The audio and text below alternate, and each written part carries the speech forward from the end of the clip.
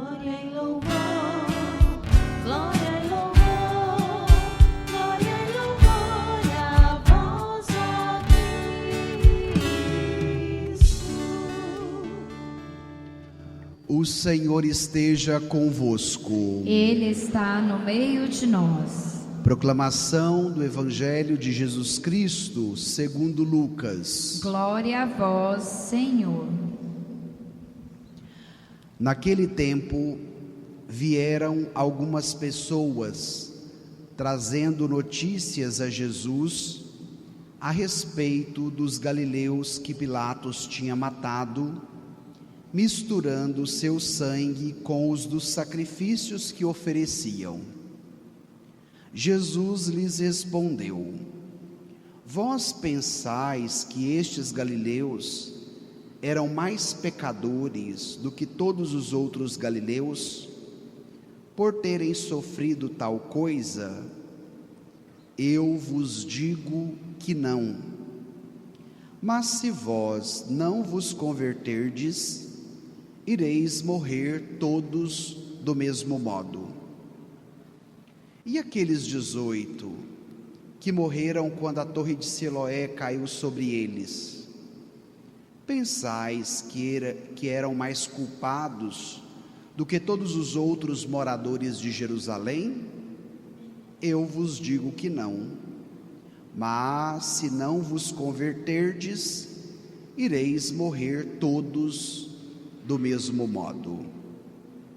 E Jesus contou esta parábola. Certo homem tinha uma figueira plantada na sua vinha. Foi até ela procurar figos e não encontrou. Então disse ao vinhateiro: Já faz 3 anos que venho procurar figos nesta figueira e nada encontro. Corta. Por que está ela inutilizando a terra? Ele, porém, respondeu: Senhor, deixa a figueira ainda este ano. Vou cavar em volta dela e colocar adubo. Pode ser que venha a dar fruto. Se não der, então tu a cortarás. Palavra da salvação. Glória a vós, Senhor. Caríssimos irmãos e irmãs, celebramos hoje o 3º domingo da Quaresma. E a cada domingo a Igreja nos proporciona, por meio da escuta da palavra, uma reflexão que nos leva a uma tomada de decisão. Neste 3º domingo da Quaresma, a palavra-chave é conversão. A palavra conversão vem do grego metanoia, que significa uma mudança de mentalidade que nos reorienta o caminho, que nos leva a uma mudança de rota para chegarmos à finalidade última. Cada qual, nesta missa de hoje, se pergunte: quais são as áreas da minha vida que ainda necessitam de conversão? O que da minha mentalidade ainda precisa ser mudado? Quais são os caminhos, as rotas que eu tenho percorrido ao longo destes últimos meses, desses últimos anos, que o Senhor precisa me ajudar a reorientar?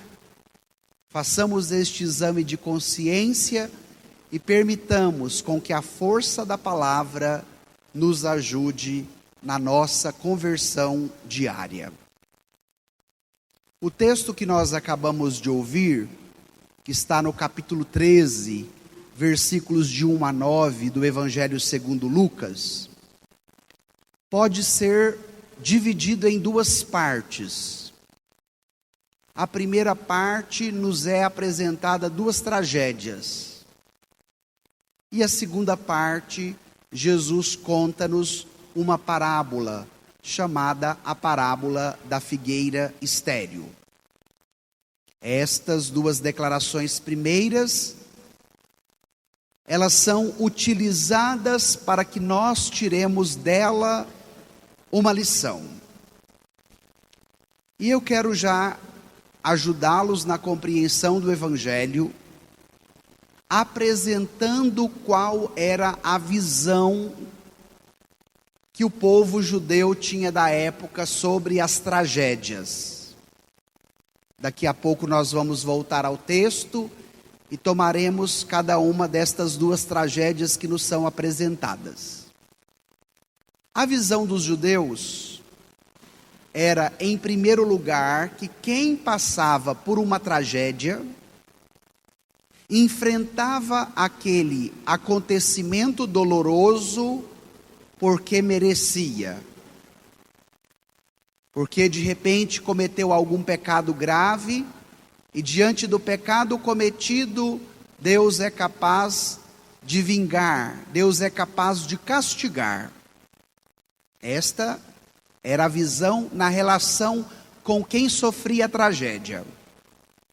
Mas havia também uma visão de Deus, nesta mesma perspectiva, de um Deus justiceiro, de um Deus que é capaz de castigar, de um Deus que é capaz de vingar. Você tem uma visão estereotipada de quem é Deus, mas você também tem uma visão deturpada do outro. E Jesus nos apresenta um elemento novo diante da tragédia. Então você vai guardar esta explicação inicial, porque agora nós vamos ao texto e esta chave de leitura nos será muito importante para a compreensão do Evangelho. Pegue aí novamente o seu folheto, Lucas, capítulo 13, versículos de 1 a 3. A primeira tragédia. Vamos ler juntos? Naquele tempo, vieram algumas pessoas trazendo notícias a Jesus a respeito dos galileus que Pilatos tinha matado, misturando seu sangue com os dos sacrifícios que ofereciam. Jesus lhes respondeu: vós pensais que esses galileus eram mais pecadores do que todos os outros galileus por terem sofrido tal coisa? Eu vos digo que não. Mas se vós não vos converterdes, ireis morrer todos do mesmo modo. Olha que interessante o texto. Na época que Jesus viveu,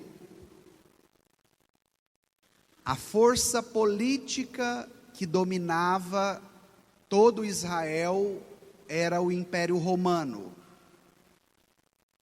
Pilatos era o representante do governo romano em Jerusalém.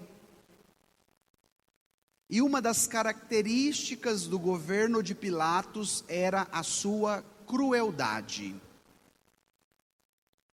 Muitos galileus deixaram as suas cidades, vieram em peregrinação até Jerusalém, a cidade santa, ofertaram os seus sacrifícios, e no momento que estavam no templo, Pilatos mandou matar estes galileus de uma maneira bem cruenta e misturou o sangue dos galileus ao sangue dos animais que tinham sido sacrificados.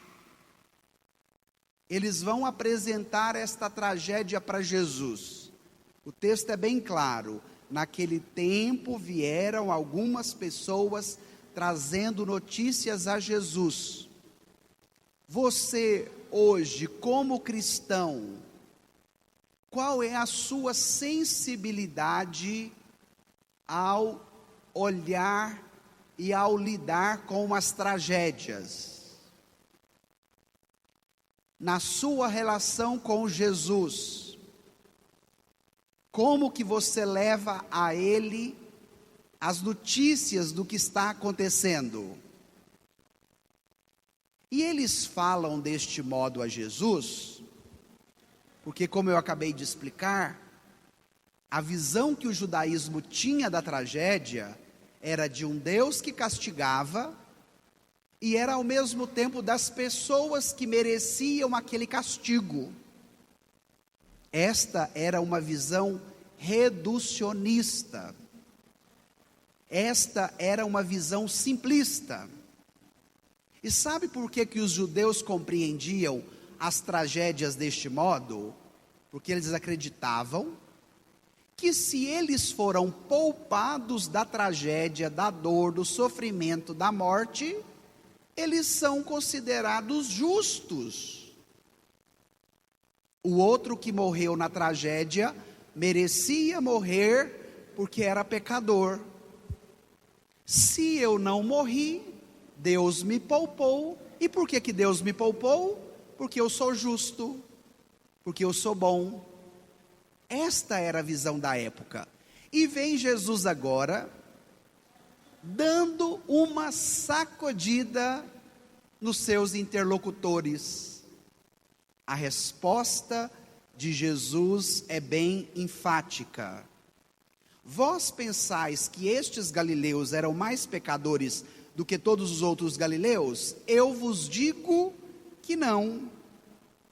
Mas se vós não vos converterdes, vós morrereis do mesmo jeito. Qual é a novidade da reflexão de Jesus no Evangelho de hoje? Diante da tragédia, não colocar a culpa em Deus, não colocar a culpa no outro que foi atingido pela tragédia. Mas a novidade de Jesus é, diante da tragédia, olhe para si. Diante dos acontecimentos dolorosos, se pergunte: o que em mim pode ser mudado? Diante destes grandes desafios que de repente nos maltratam, o que em mim pode ser melhorado? Aqui reside a novidade do ensinamento de Jesus. Não culpar a Deus pela tragédia, não culpar o outro que foi atingido pela tragédia, mas olhar para si e se perguntar: o que em mim ainda precisa de conversão? O Evangelho de hoje é muito lúcido. Sabe por quê? Porque diante das tragédias que nós vivemos, ou nós culpamos a Deus, ou nós culpamos os demais. Vamos dar 2 exemplos bem claros dos últimos tempos. Primeiro exemplo, a pandemia. Quantas asneiras a gente ouviu no período da pandemia para justificar a situação que nós enfrentávamos. Onde estava Deus? Por que Deus permitiu a humanidade padecer de tal modo? Como se Deus tivesse um prazer de nos ver sofrer. Podemos trazer outro exemplo mais recente. As enchentes no Rio Grande do Sul. As pessoas dizendo: os gaúchos estão passando por esse sofrimento, enfrentando essas enchentes, porque eles praticam esta ou aquela religião, e agora eles estão sendo castigados. E muito católico ouvia isso, acreditava nisso, passava essas notícias para frente. O Evangelho de hoje quer te oferecer uma nova compreensão. A realidade da dor e do sofrimento, elas não são um castigo de Deus porque o outro mereceu diante do erro que ele cometeu. Não. Porque, como nos disse o salmo que nós cantávamos agora há pouco, o Senhor é bondoso e compassivo. A essência de Deus é só bondade, e sendo Ele, não pode ter outro tipo de ação que não seja boa. Mas muitas vezes o nosso modo errado de compreender as coisas nos leva a condenar a Deus e nos leva a condenar o outro. Meu irmão, minha irmã, tire esta lição do Evangelho de hoje. Mais do que você condenar a Deus por um sofrimento, por uma tragédia, mais do que você condenar quem sofreu aquela tragédia, olhe para si e se pergunte: o que em mim precisa ser mudado? O que em mim ainda necessita de conversão? E permita com que o Evangelho de hoje te dê uma nova lupa, uma nova lente, para você ler as realidades que estão à sua volta. Mas Jesus, Ele é um excelente pedagogo. Porque se a primeira tragédia foi alguém que contou para Ele, agora Ele mesmo vai pontuar um outro acontecimento. Vamos ao texto? Pegue aí os versículos 4 e 5. Olha o outro acontecimento que Jesus apresenta agora. Leiamos juntos. E aqueles 18 que morreram quando a torre de Siloé caiu sobre eles, pensais que eram mais culpados do que todos os outros moradores de Jerusalém? Eu vos digo que não, mas se não vos converterdes, ireis morrer todos do mesmo modo. O que me chamou a atenção durante esta semana, para preparar a homilia de hoje e a Leste Divina, que nós vivemos ontem à noite, o que me chamou a atenção foi um detalhe muito sutil no texto. A primeira tragédia, ela é causada pela violência humana. Herodes mandou matar os galileus. A segunda tragédia, ela é acidental. Ela não tem um culpado. Por que estes dois detalhes são importantes? Porque existem tragédias que são causadas pela maldade humana, mas também existem tragédias que não possuem culpados. Um acidente, uma tempestade. E é necessário nós estarmos sensíveis ao conteúdo da palavra. Uma tragédia originária da violência humana ou uma tragédia que foi um acontecimento natural. Por que isso? Porque nós estamos suscetíveis a estes dois tipos de acontecimentos. Jesus quer alargar a nossa visão. Enquanto os seus interlocutores lhe traziam uma notícia trágica, Jesus vai apontar por si um outro acontecimento, para que os seus interlocutores entendam: Jesus é o Senhor da história. Aquilo que eles apresentam a Jesus não é tão novidade como eles imaginavam, porque as autoridades religiosas daquela época queriam testar Jesus, queriam colocar Jesus à prova. E Jesus aproveita esta oportunidade para lhes apresentar uma novidade. E qual é a novidade?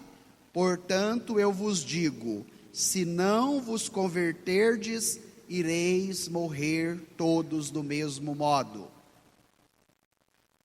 O que o Evangelho de hoje tem a nos dizer? Nós vivemos na sociedade da tragédia. Vocês já observaram os noticiários, os jornais? Qual é a tônica de um jornal do almoço ou de um jornal da noite? Quase 90% das notícias apresentadas são tragédias. E esse modo de uma sociedade trágica vai nos gerando um certo hábito, um certo modo de viver que também é da tragédia, que nos rouba a esperança, que nos rouba a alegria, que nos rouba a possibilidade de contemplar um futuro melhor. O Papa Bento XVI, meditando esse evangelho de hoje, diz que nos é necessário ler os acontecimentos da história, os acontecimentos da vida na perspectiva da fé. Nós gostamos de ler os acontecimentos difíceis da vida e da história na perspectiva da tragédia. E hoje o Evangelho, sendo uma boa notícia, sendo uma palavra de vida para a sua vida, quer mudar a lente na qual você analisa os acontecimentos dolorosos que estão à sua volta. Porque pode ser que tenham acontecimentos que são com os outros, como uma tragédia natural, as enchentes, como muitas vezes as epidemias, como a gente enfrentou do coronavírus. Muitos de nós fomos poupados, não pegaram o coronavírus. Eu tive essa graça, não peguei o coronavírus. Mas isso não pode me convencer, porque eu não peguei, eu sou melhor do que o outro que pegou. Não. Olhar para os acontecimentos trágicos da história e da vida com uma nova perspectiva, a perspectiva da fé. Por isso se pergunte, quais foram os acontecimentos dolorosos da sua vida que te marcaram? Quais foram as tragédias que você também teve que enfrentar? Talvez em casa, na família, no trabalho, na convivência com os amigos, na vida da comunidade. Quais foram as situações que perpassaram perto de você e que de repente te impactaram? Ao fazer este exame de consciência, mais do que condenar a Deus e colocar a culpa nele pela tragédia, mais do que culpar quem foi alcançado pela tragédia, como era o caso que os judeus faziam, tanto com os galileus que morreram por Herodes, como também aqueles que morreram na queda da torre de Siloé. Mais do que culparem os mortos, olhe para dentro de si, o que em mim precisa de conversão. E sabe qual é a novidade que o Evangelho quer te oferecer hoje, diante dos acontecimentos dolorosos da sua vida, e diante da nossa cultura, que é um tanto quanto trágica? Ler a história humana com o olhar de Deus. Comece a reler os seus acontecimentos dolorosos com o olhar de Deus, que é bondoso e compassivo. Assim afirmou o Salmo. Não permita com que o olhar de condenação, de julgamento, seja a lente na qual você lê os acontecimentos trágicos. Mas permita que a partir de hoje, com este Evangelho, você, ao ser provado por um acontecimento doloroso, se permita ser conduzido a um bem maior. Enquanto a tragédia e os julgamentos que você dá a ela limitam a sua visão, maltratam os seus pensamentos e os seus sentimentos, o Evangelho te alarga a visão. O Evangelho te possibilita uma nova chave de leitura, na qual você vai contemplar agora todas essas situações. Repito, ao ser provado por um acontecimento doloroso, se permita ser conduzido a um bem maior. Converta-se, converta-se, converta-se. É o convite da palavra para nós. E aí você pergunta, padre, mas se muitas vezes eu julgo a Deus colocando a culpa nele pela tragédia, ou às vezes eu culpo aquele que morreu ou que sofreu pela tragédia, o que fazer? Aí a segunda leitura de hoje terminou com uma sacudida. Olha lá o versículo 12 da segunda leitura. Vamos ler juntos? Portanto, quem julga estar de pé, tome cuidado para não cair. quem julga estar de pé, tome cuidado para não cair. Converta-se. Converta-se. O caminho não é julgar a Deus. O caminho não é julgar o que foi atingido pela tragédia. Mas o caminho é da conversão. Porque quem foi poupado não significa que seja melhor do que aquele que não foi poupado. E aí vem a justificativa. Portanto, quem julga estar de pé, cuidado para não cair. Vocês estão percebendo como o evangelho de hoje é prático? Como a palavra de Deus é direta, objetiva? E agora vem a última parte, Jesus contando uma parábola. Certo homem tinha uma figueira plantada na vinha, foi até ela procurar figos e não encontrou. Então disse ao vinhateiro: já faz 3 anos que venho procurar figos nesta figueira e nada encontro. Corta, por que está ela inutilizando a terra? Jesus é um excelente pregador da palavra. Porque se na primeira parte o assunto foi bem indigesto,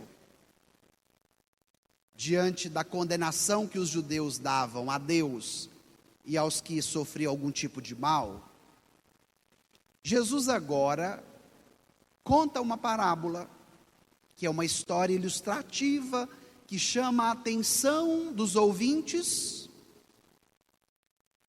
para nos falar que a conversão necessária tem uma finalidade última: produzir frutos. A imagem da figueira já era considerada como a imagem de Israel. E com quem Jesus está falando? Com as autoridades religiosas da sua época. Com os fariseus, os mestres e doutores da lei. Israel, neste momento da história, já não produzia frutos. Quem é o dono da figueira? Quem é aquele que plantou a figueira? Quem é o dono da vinha? A imagem do Pai Eterno.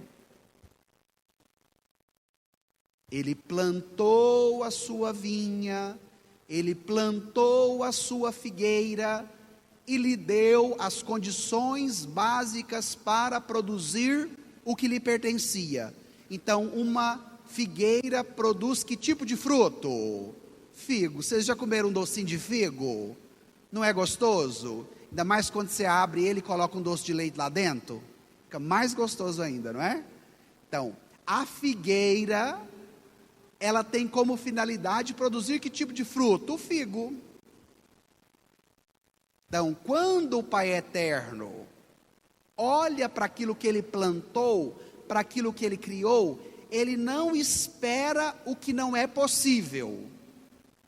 O Pai Eterno não espera da figueira uva, não espera da figueira laranja. Por quê? Porque aquela figueira pode produzir apenas figo. E na nossa vida não é diferente. Nós fomos plantados nesta terra pelo divino agricultor, o Pai que nos deu o dom da vida. E mandou o seu filho para cuidar desta figueira, para proporcionar a esta figueira todos os recursos necessários para a sua finalidade última, produzir frutos. Mas o filho veio, 3 anos de vida pública, do batismo até a morte em Jerusalém. Vocês perceberam esse outro detalhe? Já faz 3 anos que venho procurando figos nesta figueira e nada encontro. Os 3 anos relativos à vida pública de Jesus. E aí entra agora um intercessor. Vocês viram? O intercessor vai fazer agora um pedido para o dono da vinha. Vamos ver que tipo de pedido que ele faz? Tome aí os versículos de 8 a 9, para a gente encerrar. Encontraram? Vamos ler juntos? Ele, Porém, respondeu: Senhor, deixa a figueira ainda este ano. Vou cavar em volta dela e colocar adubo. Pode ser que venha a dar fruto. Se não der, então tu a cortarás. na parábola da figueira, quem intercede entre a figueira e o dono da vinha? Jesus. O Pai é aquele que planta a vinha, que dá os recursos necessários para que a vinha produza frutos, para que a figueira produza frutos. Mas aquela figueira estava estéril. Diante da esterilidade da figueira, nos vem um intercessor que diz: vamos esperar um pouco mais. O que nós cantávamos no refrão do salmo de hoje? Olha aí no seu folheto. Qual é o refrão do salmo? O Senhor é bondoso e compassivo. O que significa ser compassivo? Ter paciência. Pediu mais um tempo para o dono daquela rocinha. E este intercessor, ele vai realizar 2 movimentos. O primeiro movimento é o de cavar. E o segundo movimento, de colocar adubo. Como que você pode sair da cultura da tragédia que te leva sempre a condenar a Deus ou condenar aos demais, para ter uma nova visão da fé, permitindo com que Jesus, o agricultor do Pai, cave as dimensões mais profundas da sua alma, pedindo com que Jesus alcance a sua interioridade e vai às profundezas, aos abismos do seu coração, e alcançar a profundidade, cavar por inteiro, é para fazer o quê? Para colocar adubo. Qual é a finalidade do adubo na agricultura? Ele fortalece, ele potencializa aquela planta a dar o que ela pode dar. Então, uma figueira precisa produzir que tipo de fruto? Figo. E para nós encerrarmos esse último trecho do Evangelho, mesmo vocês que estão aqui de trás, eu quero convidar todos a olharem para a cruz. Consegue ver, mesmo à distância?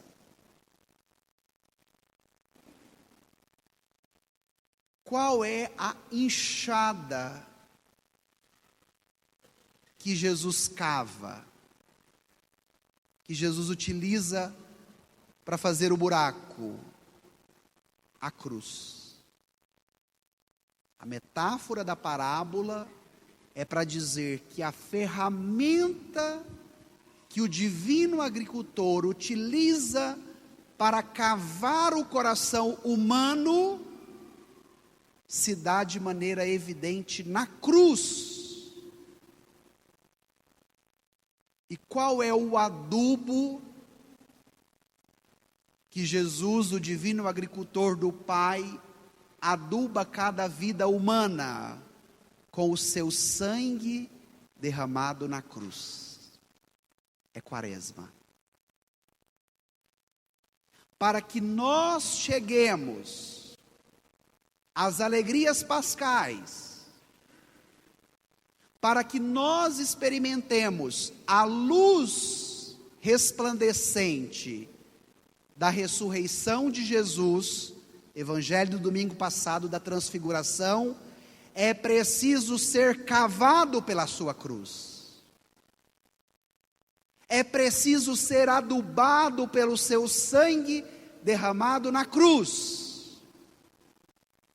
E nós só experimentaremos a luz da ressurreição, nós só frutificaremos a nossa vida se passarmos por estes dois movimentos. É preciso ser cavado e é preciso ser adubado. Permitamos que este terceiro domingo da Quaresma cave o que precisa ser cavado. Permitamos com que a palavra que hoje escutamos adube o que está seco, o que está árido e o que está estéril dentro de nós e já não mais produz frutos. Vamos pedir isso no final desta pregação? Por um instante, se te ajuda a rezar, feche os seus olhos, incline a sua cabeça e se pergunte: o que hoje Jesus precisa cavar em mim? Quais são as dimensões da minha vida que estão estéreis como esta figueira, que já não produz frutos e que precisa do adubo?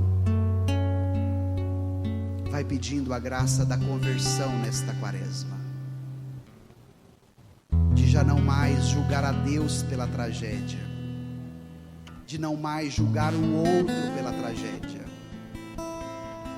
mas vai pedindo a Ele: eu preciso me converter, mas se vós não vos converterdes, ireis morrer todos do mesmo modo.